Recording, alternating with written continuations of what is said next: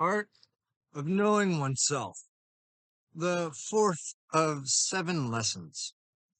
Know thy relation to others.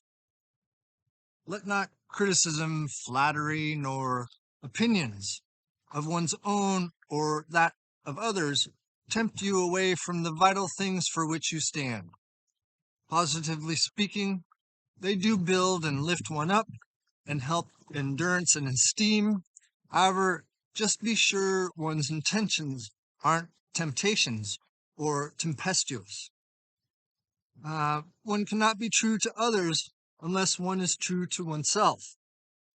To master one's destiny, one must cultivate discriminating abilities between good and evil, right and wrong, between the subtle and obvious.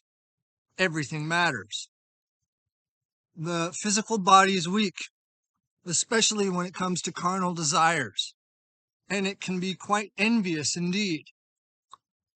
Whilst one's spiritual body is innately pure, full of love, sacrifice, and service, one's mind is ever the mediator, rationalizing between the other two bodies, giving us permission to make mistakes or pause to consider the consequences. Well, it is that one listens to and follows that sure and still voice within, for the heart shall and or will never lead one astray. Dare to see oneself as others see you, in the moment or in retrospect, and ask, why did I say or do this or that? Art thou expressing thy most admirable self, or is the despicable me surfacing? However, be not ashamed or humiliated after the fact, for thou art human after all, and bound to make mistakes. That, my friends, is how we learn to develop and grow anyway.